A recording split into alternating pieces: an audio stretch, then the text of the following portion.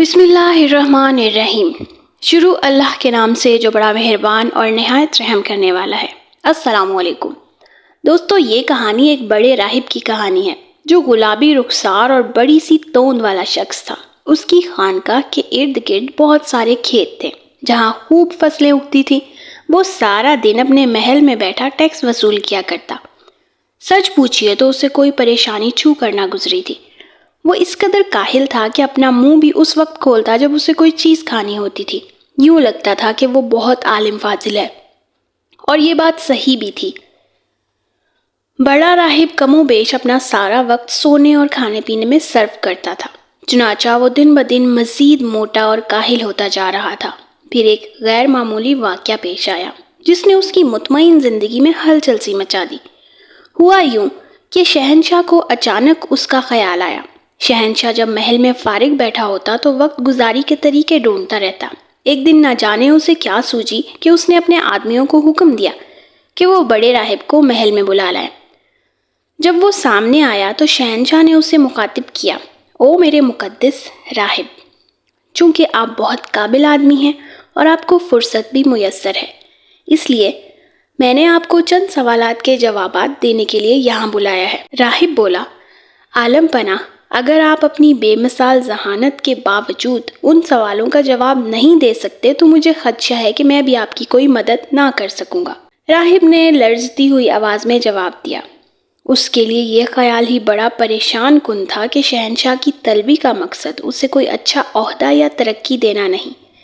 شہنشاہ بولا، سنو میرے راہب، تمہیں اس قدر انکساری سے کام نہیں لینا چاہیے۔ ہر کوئی کہتا ہے کہ تم اتنے ذہین اور دانش مند ہو کہ دنیا میں کوئی تمہارا مقابلہ نہیں کر سکتا۔ اب وقت آ گیا ہے کہ اپنی عقل کو کام میں لاؤ اور یہ 3 مشکل سوال حل کر دو۔ پہلا سوال، سمندر کتنا گہرا ہے؟ دوسرا سوال، مجھے گھوڑے پر سوار ہو کر دنیا کا چکر لگانے میں کتنا عرصہ لگے گا؟ اور تیسرا سوال، زمین اور آسمان کا درمیانی فاصلہ کتنا ہے؟ شہنشاہ کے سوالات سن کر راہب اتنا پریشان ہوا کہ اس کے ماتھے سے پسینہ ٹپکنے لگا۔ وہ ان سوالات کے جواب کیسے دیتا؟ اس وقت اس کی سمجھ میں کچھ نہیں آ رہا تھا۔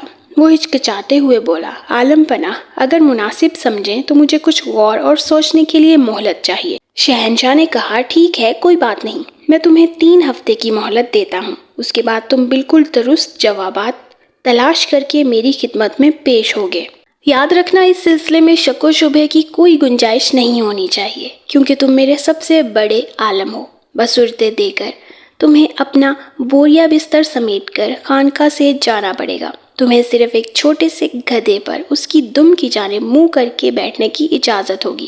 تمہیں یوں ہی پورے ملک میں گھومنا ہوگا تاکہ لوگوں کو ان افراد کا حشر معلوم ہو سکے جو خود کو عالم ظاہر کرنے کی کوشش کرتے ہیں۔ راہب محل سے رخصت ہوا تو نہ صرف بہت دل شکستہ تھا بلکہ خوف زدہ اور گھبرایا ہوا تھا۔ اسے خود بھی علم نہ ہوا کہ وہ واپس کس طرح خانقاہ میں پہنچا۔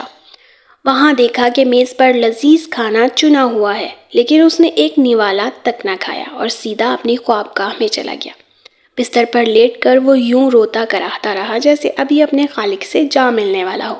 وہ رات بھر کروٹیں بدلتا رہا، اس کی پلکیں ایک لمحے کے لیے بھی نہ جھپکیں۔ اس کا الجھا ذہن شہنشاہ کی بتائی ہوئی پہیلیاں حل کرنے میں لگا ہوا تھا، لیکن وہ کوئی طریقہ نہ ڈھونڈ سکا۔ اگلے 3 ہفتوں میں دنیا بھر میں کوئی شخص اتنا پریشان نہ رہا ہوگا جتنا کہ وہ رہا تھا۔ وہ چڑچڑا ہو گیا، اس کی بھوک اڑ گئی اور گال بھی پچک گئے۔ وہ کمزور ہو گیا۔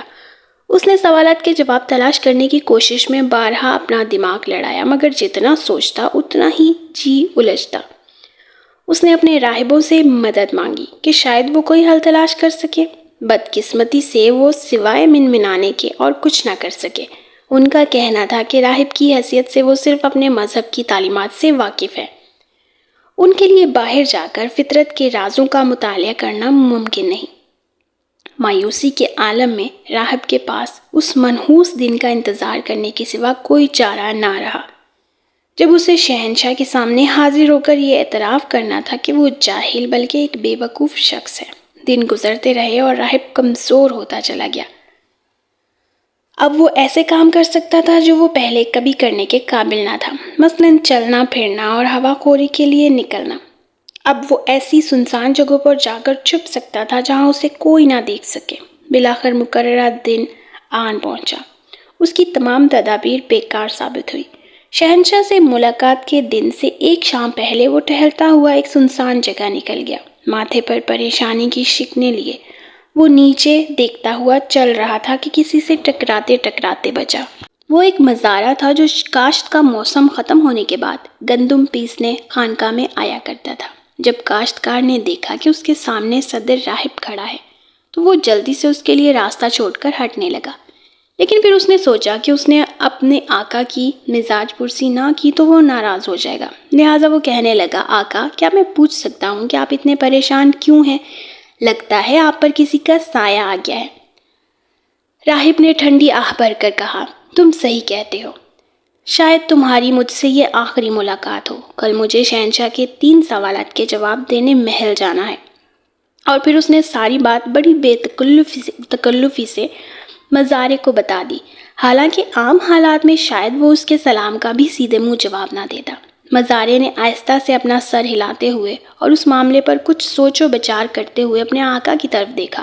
کس قدر افسوسناک منظر تھا! صدر راہب دن میں 3 بار عموماً ڈٹ کر کھانا کھایا کرتا تھا اور اس کے پاس سوچ بچار کرنے کے علاوہ صرف یہی کام تھا کہ وہ اپنے مزدوروں سے کم معاوضے پر کس طرح زیادہ سے زیادہ کام کروائے۔ وہ مزاروں اور مزدوروں کو ہمیشہ احمق سمجھتا تھا، اور یہ کس قدر غیر متوقع بات تھی کہ اب وہ خود پریشانیوں سے دوچار تھا۔ یقیناً یہ بات مزارے کے لیے خوشی کا باعث تھی۔ اس کے دل میں آقا کا خوف کم ہونے لگا۔ مزارے کو اپنی طرف دیکھتا پا کر راہب نے پوچھا، کیا دیکھ رہے ہو؟ کیا تم مجھے نہیں جانتے؟ مزارہ بولا، میں آپ کو اچھی طرح جانتا ہوں آقا، لیکن مجھے حیرت ہو رہی ہے کہ آپ جیسا قابل شخص ان آسان سے سوالات کا جواب نہیں دے سکتا۔ صدر راہب نے حیرت سے پوچھا، تو گویا تم جواب دے سکتے ہو؟ مزارے نے جواب میں کہا، ہم مزدور دن میں 2 وقت کی روٹی کے لیے پریشان رہتے ہیں۔ اگر تیز فہمی کا مظاہرہ نہ کریں تو پھر ہمیں اگلے جہان میں خدا سے ملنے کے لیے تیار رہنا چاہیے۔ صدر راہب نے اس کی بات کاٹتے ہوئے کہا، نہیں، تم خدا کے حضور پیش نہیں ہو سکتے کیونکہ تمہارا کوئی مذہب نہیں۔ مزارہ بولا، چلیے تو پھر میرا شیطان سے ہی آمنا سامنا ہوگا، بہرحال ابھی تو میں جی رہا ہوں، اگر شیطان نے مجھے پکڑ لیا ہوتا تو میں آپ کے لیے آٹا کیسے پیستا مالک۔ یہ کہتے ہی مزارہ مڑا اور وہاں سے چل دیا۔ صدر راہب نے کبھی سوچا بھی نہ تھا کہ یہ شخص اتنا ذہین ہے اور اسے تند و تیز لہجے میں جواب دے گا۔ اب اس کے پاس مزارے سے مدد لینے کے سوا کوئی چارہ نہ تھا، چنانچہ وہ اسے پکارتے ہوئے اس کے پیچھے لپکا۔ ٹھہرو ٹھہرو، مجھے کچھ کہنا ہے۔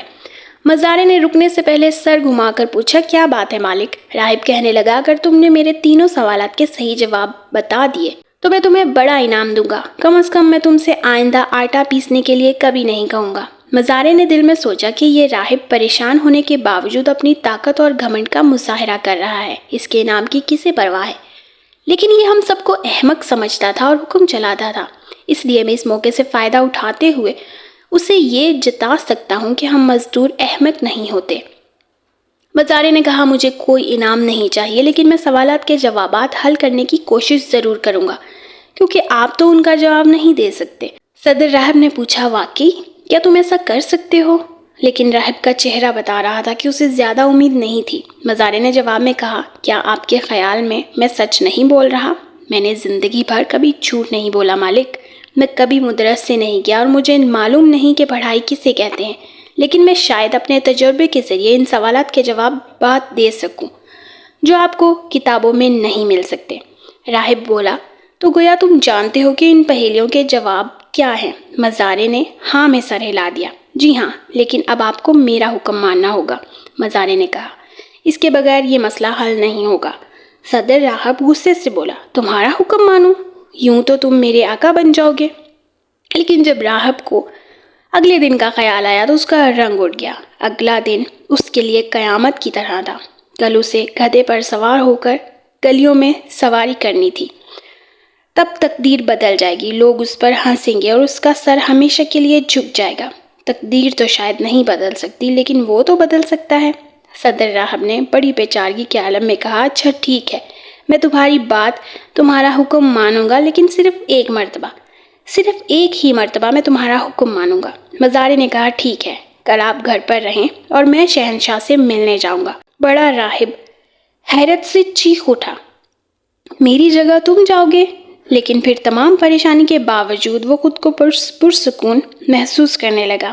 مزارے نے کہا کیوں نہیں، مجھے اپنا سوٹ اور ٹوپی دے دیں، شہنشاہ سے ملاقات کے لیے میں یہ چیزیں پہن جاؤں گا۔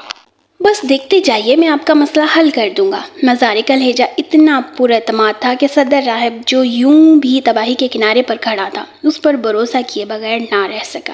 اگلے روز مزارے نے اپنی داڑھی مونڈ دی اور اپنے مالک کے کپڑے ٹوپی پہن کر صدر راہب کا روپ دھار لیا۔ چہرہ چھپانے کے لیے اس نے ٹوپی نیچے جھکائی اور محل کی طرف چل پڑا۔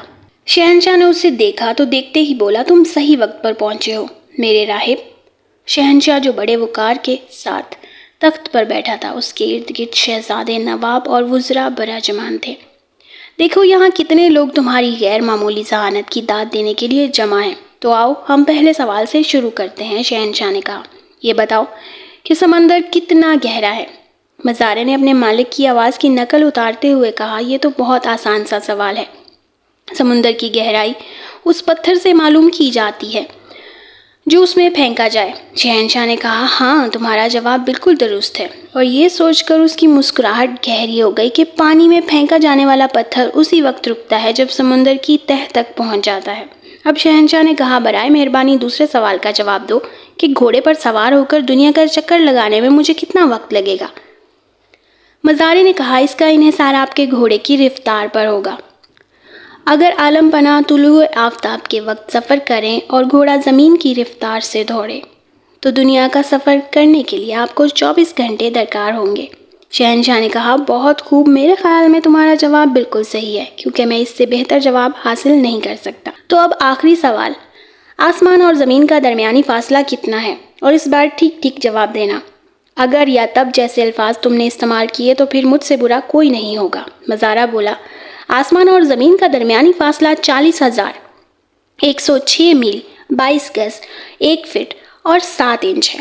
شہنشاہ خوشی سے پکار اٹھا، شاندار، تم نے یہ حساب کیسے لگا لیا؟ مزارے نے پوچھا، عالم پناہ، کیا آپ خود پیمائش کرنا چاہتے ہیں؟ اگر آپ کا نتیجہ میری بات کے برعکس نکلا تو میری گردن حاضر ہے۔ بے شک میری گردن اپنی تلوار سے اڑا دیجیے گا۔ شہنشاہ کی ہنسی چھوٹ گئی۔ کچھ دیر بعد سنبھل کر بولا، تم نے اپنی تربیت بہت اچھی طرح کی ہے اور تمہارا علم میری توقع سے زیادہ ہے۔ مجھے یقین ہے کہ تم اپنی ذہانت کی بدولت پر یہ اندازہ لگا سکتے ہو کہ میں اس وقت کیا سوچ رہا ہوں۔ ایمانداری سے بتاؤ کہ میں کیا سوچ رہا ہوں، اور پھر تم جو کچھ مانگو گے میں تمہیں دوں گا۔ مزارے نے کہا، جی مجھے اچھی طرح معلوم ہے کہ آپ کیا سوچ رہے ہیں، لیکن جہاں پناہ میں سچی بات نہیں بتا سکتا۔ شہنشاہ نے ناراض ہوتے ہوئے پوچھا، کیوں بھائی؟ وہاں بیٹھے ہوئے شہزادے اور وزراء بھی پریشان ہو گئے، کیونکہ وہ یہ سمجھے کہ بڑا راہب در پردہ یہ کہنا چاہتا ہے کہ شہنشاہ بڑا بے ایمان ہے۔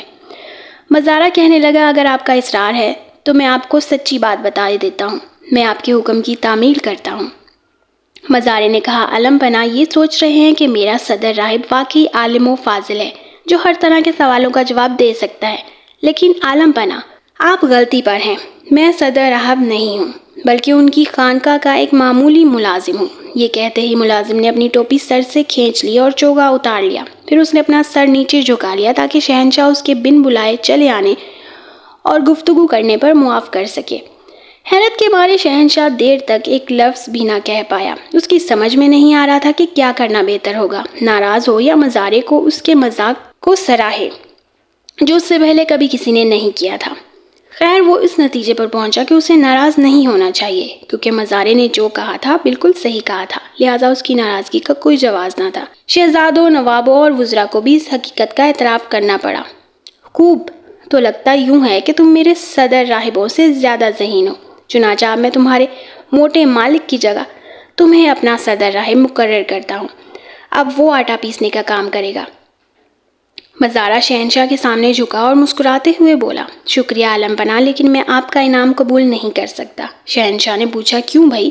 یہ سن کر اسے اور وہاں موجود سارے لوگوں کو بھی بہت حیرانگی ہوئی تھی۔ تم بہت ذہین ہو، پھر اتنا اچھا عہدہ قبول کرنے سے کیوں انکار کر رہے ہو؟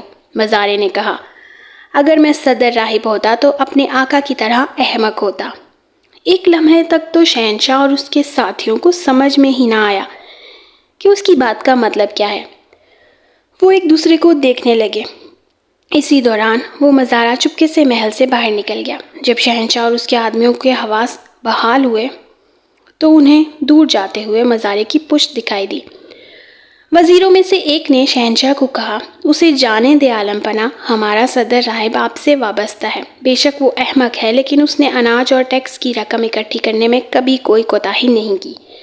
شہنشاہ کو سر ہلا کر تسلیم کرنا پڑا کہ واقعی اسے ذہین راہب کی نہیں، ایک ظالم احمق اور سخت گیر راہب کی ضرورت ہے، جو اسے ٹیکس اور اناج وقت پر پہنچاتا رہے۔ یوں صدر راہب کا عہدہ برقرار رہا اور مزارع دوبارہ آٹا پیسنے پر لگ گیا۔ جی تو دوستو، کیسی لگی آپ کو یہ آج کی سٹوری؟ امید کرتی ہوں کہ پسند آئی ہوگی۔ سٹوری اچھی لگی ہو تو ویڈیو کو لائک ضرور کریں اور اپنے جاننے والوں کے ساتھ شیئر بھی ضرور کریں، اور اس طرح کی اور سٹوریز سننے کے لیے میرے چینل زرین سٹوریز کو سبسکرائب ضرور کر لیں اور ساتھ لگے بیل آئیکن کو لازمی پریس کریں تاکہ ان فیوچر میں آنے والی ہر نئی ویڈیو کا نوٹیفیکیشن آپ کو بر وقت موصول ہو اور آپ سے میری کوئی بھی ویڈیو مس نہ ہو۔ جزاک اللہ۔ اس کے ساتھ ہی اپنا رکھیے گا بہت سارا خیال۔ مجھے دے اجازت، زندگی رہی تو دوبارہ حاضر ہوں گی ایک نئی ویڈیو کے ساتھ۔ تب تک کے لیے فی امان اللہ۔